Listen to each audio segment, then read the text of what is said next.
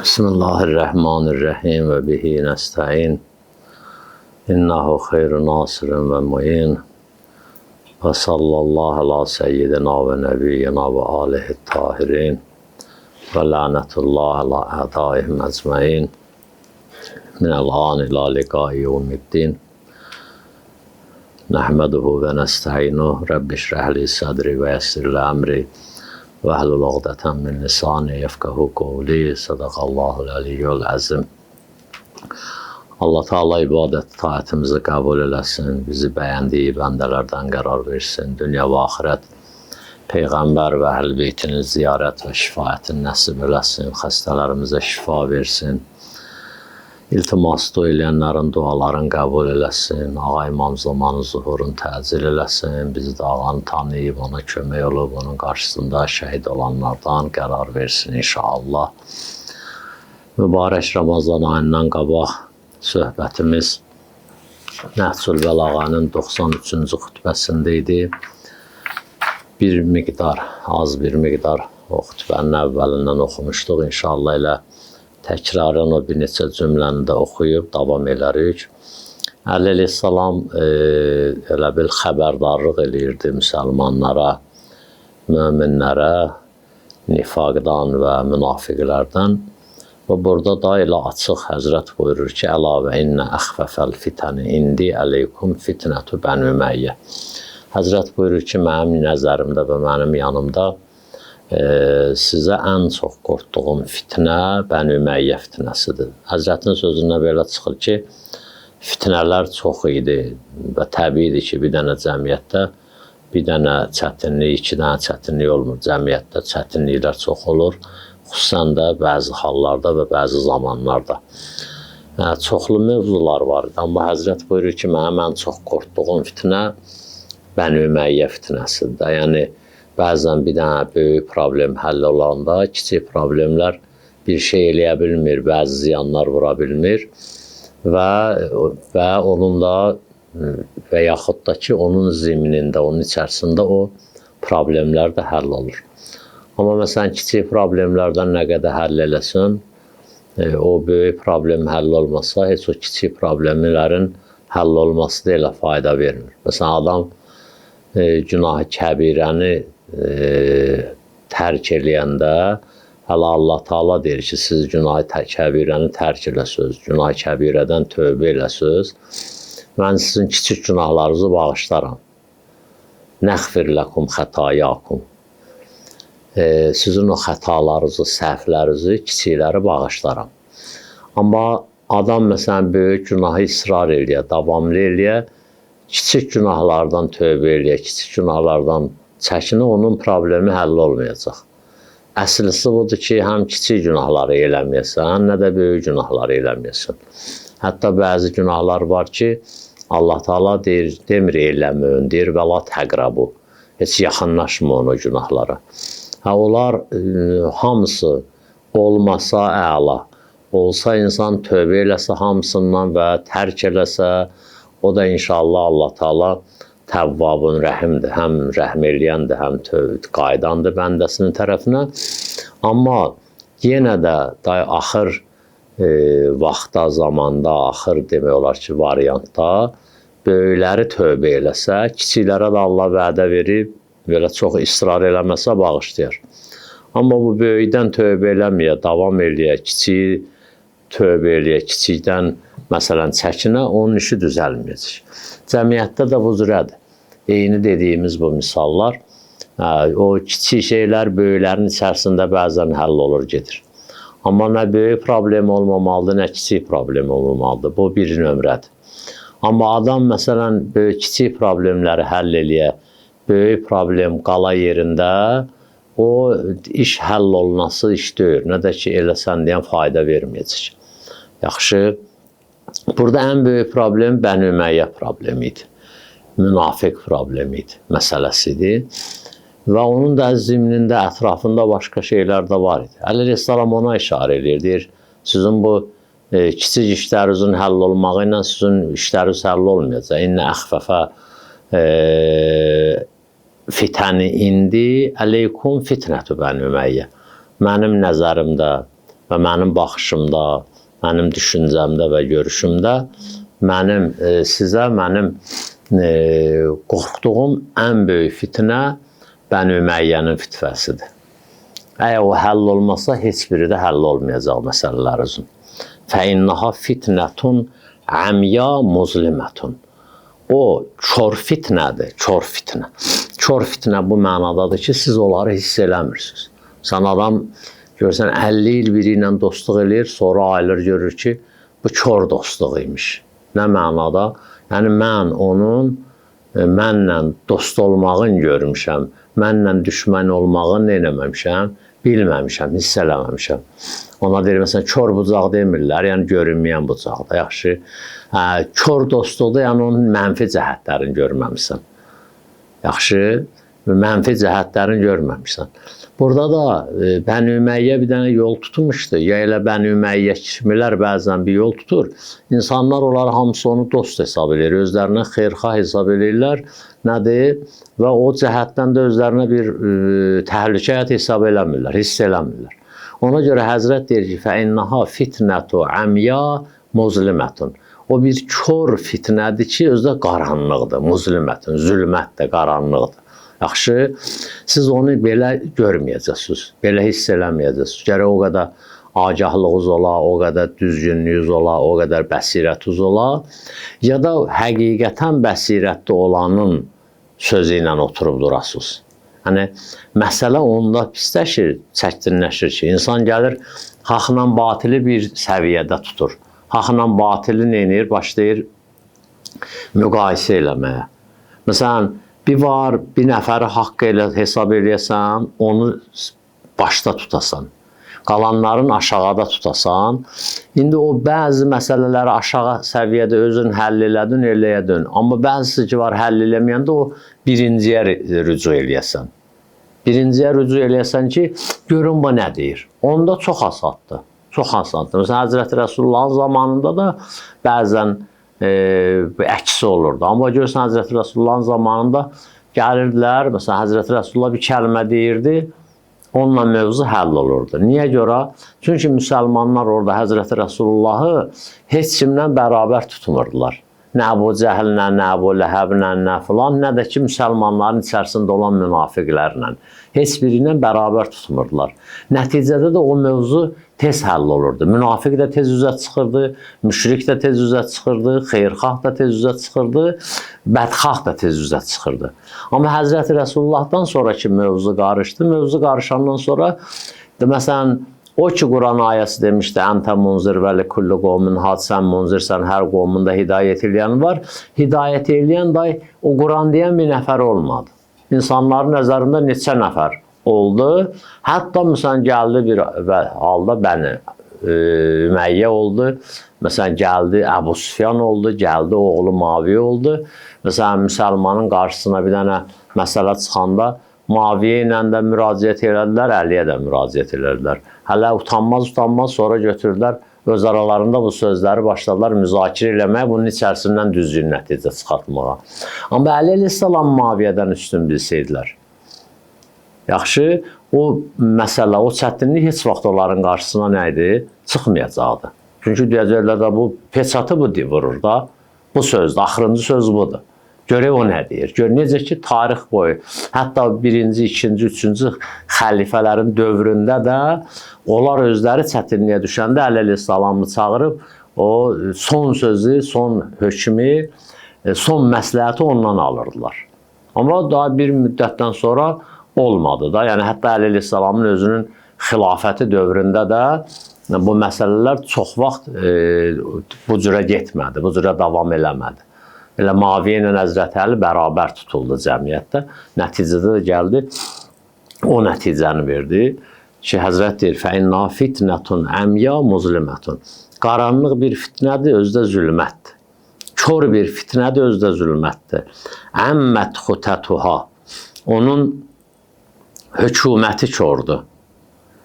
Özdə əhatəlidir.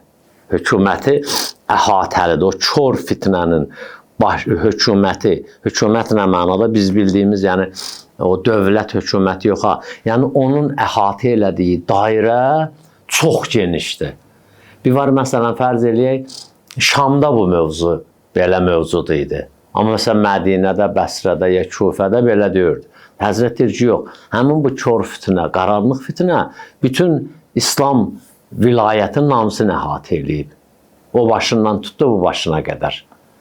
Bu hər yerə təsirini qoyub. Yaxşı. Ondan sonra da buyurur ki, və xəssət bəliyyətuha. Amma bəlası xüsusidir. O fitnə, məsələn, elə bil yağış yağır. Və hal-hazırda yağış yağır. Deyək ki, biraz da gücləşdi, keçdi sel halına. Ölkənin hər yerinə yağır. Bu başından o başına. Bütün kəndlərə, şəhərlərə, qəsəbələrə. Yaxşı, bu yerində.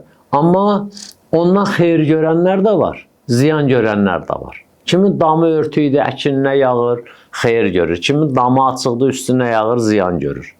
Yaxşı, Həzrət də deyir ki, bu korluq və bu fitnə, bu qaranlıq ümumidir.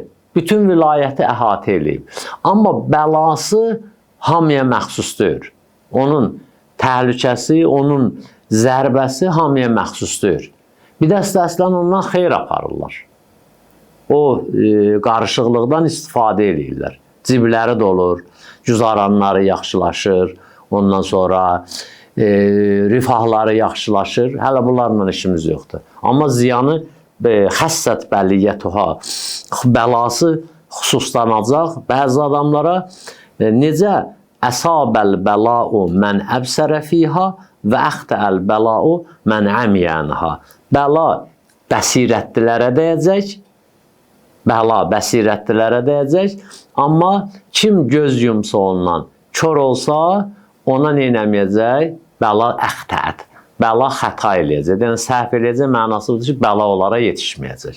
Mənası, lap açıq mənası budur ki, kim bu fitnəni başa düşdü? Kim bu fitnədə bəsirətli oldu? Bəsirətli olanda, bəsirət o deyir ki, məsələn, adam deyir, bizdə indi bəsirət ona deyirlər ki, o şeyi bilir. Əslində o şeyi bilmək bəsirət demək deyir. Bəsirət, o şeyi bilmək elmdir. İndi ola bilər, məsələn, biraz elm fərqli elmdir. Biraz bəzi, məsələn, dərindən bilmək lazımdır, bəzi şeylərdən xəbərdar olmalıdır. Amma ümumiyyətlə o şey xəbərdarlıqdır. Xəbərin olmasıdır, məlumatın olmasıdır, bu elmdir. Amma bəsirət elm demək deyil. Bəsirət başa düşüb qarşısında reaksiya vermək və verməməkdir. Qarşısında onun əməli müəyyən eləməkdir. Onun qarşısında vəzifəni tanımaqdır. Bəsirət odur. Ona görə Həzrət deyir ki, xəssət bəliyyətuha və əsabəl bəla'u mən əbsərə fiha. Bəlası bunun məxsus olacaq bir dəstə adama.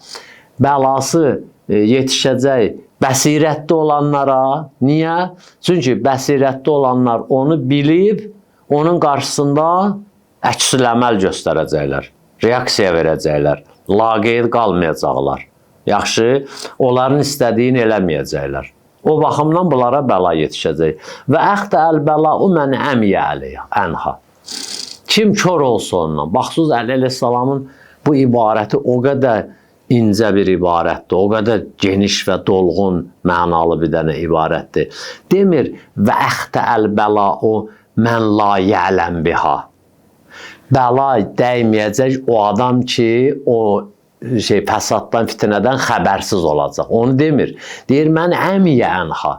Kim o fitnə, fəsada göz yumacaq, bəla ona yetişməyəcək. Fikrimi çatdıra bildim. Yəni, bir var, mən bilmirəm. O bilməmək çox yerdə təklif götürülüb ondan. Yaxşı, hətta bizim fiqhi məsələlərimizdə bəzən adam bilməyəndə əməli batıl olmur. Bəzən bilməyəndə boynuna kəffarə gəlmir orucluqda məsələn. Yaxşı, amma bilib o işə göz yummaq. Məsələn, bildim azan verildi çöldə, mən hələ yeyirəm, kəffarə də gələcək. Yaxşı, bildim azan verildi, saxlamaq, ağzındakını da qaytarıb yerə qoymaq, bu bəsirətdir, bu təfəqqühdur, fiqhi bilməkdir, ona hökmü bilməkdir. Amma bunlar o cürə deyil, bilməyəcəklər, bunlara bəla gəlməyəcək, yox, bunlar bilirlər, amma əma ənha, göz yumacaqlar ona, reaksiya verməyəcəklər. Qarışmayacaqlar ümumiyyətlə. Çəkiləcəklər, oturacaqlar, deyəcəklər bizim nə bunlarla işimiz yoxdur, nə bunlarla işimiz yoxdur.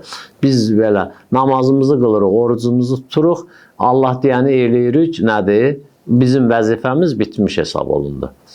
Amma biz bilirik ki, İslamda, dində mənim bundan işim yoxdur, ondan işim yoxdur, belə bir mövzu yoxdur. Namazımı qılım, orucumu tutum, qutardı. Bizim İslamda əmr bil məruf var, nəhyəz münkər var, təvəlla var, təbərra var ki, də onların hamısı bilinir, məlumdur, izahına keçmirəm. Yəni, sən onu bildin, nə eləməlisən? Onun qarşısında özdə hərəsinin də özünə uyğun İslam vəzifə müəyyən edib. Dili ilə deyəcəksən, əməli ilə eləyəcəksən, bunları da eləyə bilməsən, qəlbində razılaşmayacaqsan Maviyə ilə, fikrində razılaşmayacaqsan Yezidlə. Burası ki var, bunu ki hamı eləyə bilir. Yaxşı, namaz feilidir. Ya ayaqüstə qılmalısan, bacarmasan oturduğun yerdə qılmalısan, bacarmasan uzandığın yerdə qılmalısan. Kəlmələri deməlisən, rüküyə səcdəyə getməlisən. Rüküyə səcdəyə əylənməsən, ta gözü ilə işarə elə, gözü yumub açmaq da var. Yaxşı, zikirləri həmd surəndə dillə deməlisən. Yaxşı, indi gəldin, bunların heç biri olmadı. Uzandığın yerdə də olsa, hətta kipriyi də tərpədə bilməsin, dilin də olmasa danışmağa, namazın sözlərini zehnindən keçirdətsən, rükunu səcdəni də zehnindən keçirdətsən. Bu bizim namazımızın hökmü. Yəni, qalan məsələlərində hamısında, laf axırda bu da var. Qiyamətin günündə gələcəklər, soruşacaqlar, sən gəl dayan burada, çağıracaqlar, sən orada niyə dayanmısan? Deyir, mən namazımı qılmışam, orucumu tutmuşam, mən burada dayanmalıyam. Deyir, sən orada dayananməzsən, sən o dəstədən döyürsən. Deyir, o dəstədən döyürəmsə, o biri dəstədən də döyürəm. Deyir, yox, sən elə o dəstədənsən. Dur, gəl, aparacaqlar, saxlayacaqlar bunları münafiqlərin cərgəsində, dinin düşmənlərinin cərgəsində. Axı, mən bunlara kömək eləməmişəm, onlara çörək verməmişəm, çay verməmişəm, işlərində kömək eləməmişəm, bir adamı onların işinə təşviq eləməmişəm, sakit qalmışam da. Sakit qalmamısan axı. Sənin zehnində də ona qarşı məhəbbət olmasa, zehnində ona qarşı nifrət olmalıydı. Məhəbbət eləmədin heç, məhəbbəti kəsdin, bu biri tərəfə məhəbbət eləmədin heç, bu biri tərəfə də gərək nifrət eləyirdin axı. Onu da eləməmişsən. Yəni, burasına qədər var. Əli əleyhissalam da ona işarə edir. Deyir, nə olacaq? Bir dəstəyə bəla yetişəcək, buna görə ki, bəsirətli olacaqlar, qalacaqlar. Nə də, elə bil, o fitnələrin qarşısında ya sözlə, ya əməllə, ya fikirlə razılaşmamaqla nədir? Bir kəlmə odur. O məşhur bir misal var, deyir, Həzrəti İbrahim oda atanda qurbağa ağzında su aparırdı. Dedilər ki, qurbağa hara gedirsən? Dedi, aparıram İbrahimin tonqalının üstünə su tökməyə. Dedilər ki, axı sənin, İbrahimin özün ora mancanağına atdılar. Sənin o heç yaxınlaşa biləcəksən. Dedi, mənim vəzifəmə əməl eləyirəm. Allah mənə bu boyda ağız verib, bu boyda tutum verib, bu da canı cəsədi verib. Qanadım olsaydı uça-uça aparıb şeylərdim. Sestırnam olsaydı bir ton aparardım. Elə deyir. Budur, buna gücüm çatır. Mən Allaha demək istəyirəm ki, mən bir dənə məxluq kimi Allah sənin İbrahimin yanındayım mən. Mən sənin İbrahimin tərəfindəyim. Mən Nəmrudun tərəfində deyirəm. Bu məşhur bir dənə misaldır. Həqiqətdə olub, olmayıb bilmirəm, amma çox məşhur bir şeydir. Mən İbrahimin tərəfindəyim. Bunu qiyamətin günündən soruşacaqlar. Sən adama deyəcəklər ki, sən bir qurbağa qədər də olmadın, yaxşı, elə də elə deyir. Çox adam qurbağanı görəndə iyrənir. Yaxşı, amma deyirlər ki, qurbağa hansı suda olsa, ən təmiz su olur. Suyu da özdə sərin saxlayır. İndi biz iyrənməliyik, görəsən qurbağa iyrənməlidir. Yaxşı, deməli, vəimullahə, Allaha and içirəm. Lətəcidunnə bəni üməyyə ləkum ərbəbə su'in bədi. Allaha and içirəm, məndən sonra sizin üçün bəni üməyyə ən pis ərbab olacaq. Ən pis ağı olacaq. Kənnabi zərus. Qızmış dəvə kimi. Qızmış dəvə kimi. Ki da o dəvə saxlayanlar bilirdi onu. Ərəbin də misalında qızmış dəvə misalları bu yerlərdə də bundan üstün bir misal deyil. Məsələn, Əli əleyhissalam o xilafətin əvvəlində, yəni Həzrəti Rəsullahın dünyasının dəyişən vaxtlarında danışdığı, həmin vaxtda danışdığı xütbələrindən birində deyir ki, deyir, mən minmişdim bir dənə qızmış dəviyə. Onun ipin bıraxanda gedib özün qayadan atıb həlak eləyirdi hər şeyi, dartanda da ağzı cırılırdı. Saxlayın, onda da ağzı cırılırdı. Bunun da heç biri düzgün deyil. Gərək elə eləyəsən ki, nə bu olmasın, nə də bu olmasın. Həzrət də deyir ki, deyir, bunlar sizə hakimliyi məndən sonra qızmış dəvənin hakimliyi kimi olur. Deyir, qızmış dəvə kim olacaq? Təzimu bifiha. Qızmış dəvə neyinir? Dəvənin topu yox, tüvəngi yox. Yaxşı. Dəvənin qəşəng dişləri var, ağzı var. Dəvənin qüvvəli ayaqları var. Qabaq əlləri, dal ayaqları. Həzrət bir dənə hamısını gətirib burada. Deyir, o qızmış dəvə neynəyəcək? Təzimu bifiha. Ağzı ilə sizi dişləyəcək. Və təxbitu biyədiha. Ayaqları ilə sizi təpikləyəcək. Və təbinu biricliha. Bu kişi nə boyda kişiymiş. Məsələn, biz adətən bilirik ki, at arxa ayağı ilə təpiyi vurur da, adamı bərk vurur. Amma əslində atın, dəvənin qabaq ayağı ilə daha güclü vurur. Dal ayağı ilə vuranda vurur, tullayır. Amma qabaq ayağı ilə vuranda üstdən vurur, yatırdır. Görmüsünüz? Allah başınıza gətirməsin. Yaxşı? O ən pisidir. Həzrət də deyir ki, gör nə deyir? Təzimu bifiha. Ağzı ilə dişləyəcək. Və təxbifu biyədiha. Qabaq ayaqları ilə sizi vurub leheləyəcək. Şumlayacaq. Və təzbinu biricliha. Arxa ayaqları ilə də vurub tullayacaq. Yəni, əlindən gələn bir toplum formada nəticə olacaq ki, yəni sizə qarşı əlindən gələn heç bir pislikdən keçməyəcək. Neyiniyə bilər bir dənə vəhşi yırtıcı sənə? Dişləri ilə səni yiyə bilər, qabaq ayağı ilə vura bilər, dal ayağı ilə də vurub odur. Məsələn, at adətən canavarı yadı qovanda arxaya təpiyi ilə vurur, qovur onu məsələn. Bir yırtıcını falan da, ya xoşuna gəlməyən adam olanda. Amma o qabaq tərəfində olanda istənəndə qabaq ayağı ilə vurur da, o qovmaqdan ötürüdür. Yəni, bu üç şey eləyə bilər. Dişləyə bilər, qapa bilər, biz qappaq deyirik də adı dildə. Qabaq ayağı ilə vura bilər, arxa ayağı ilə vura bilər. Bundan başqa nə eləyə bilər adamı? Heç nə. Yəni, əlindən gələn budur. Həzrət demək istəyir, məndən sonra Bəni Üməyyə əlindən nə gəlirsə siz üçün eləyəcək. Və tarix boyda belə olub. Tarix boyda belə olub. Əli əleyhissalamın bir dənə bu mövzuda bir kəlamı var ya, İmam Hüseyin əleyhissalamın. Biraz məsələn də efir sözü deyir, amma belə də təqribən belə oxşadaram sözü. Deyirsiniz, bunlar sizi bir günə qoyacaq. O bəzi murdar əskilər var ha, bəzisi, hamısından getmir söylür, bəzi. Murdar yerdə istifadə olunan əskilərdən də pis günə qoyacaq sizi. Bu Bəni Üməyyə. Bu qanun bu cürədir. Gedişat bu cürədir. Bunun başqa variantı yoxdur. İnsan vəzifəsini bilməyəndə, insan haqqı düzgün tapmayanda, insan elə Əli əleyhissalam deyir, yəstəmunə kullə naiq, hər səs çıxardana ilə qulaq asırsınız, tabi olursunuz. Elə olanda gəlir də axırı, elə olur və təmnəu dərrəha və Bəni Üməyyə o dəvənin söhbət təm deməli, dəvə dişləyir, qabaq ayağı ilə vurur, dal ayağı ilə tullayır və südünü də vermir.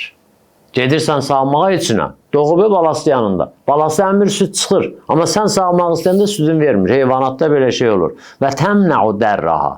Sağılmağın da mən eləyəcək sizdən, sizə süd də verməyəcək. Məndən sonra Bəni Üməyyə sizin başınıza bu işi gətirəcək. Allah Muhammed, Ali Muhammed xatirinə bizi düşmənlərindən qərar verməsin, dostları ilə, əhl-i beyti ilə, peyğəmbəri ilə qərar versin. Vəssalamu aleykum və rəhmətullah və bərəkatuhu.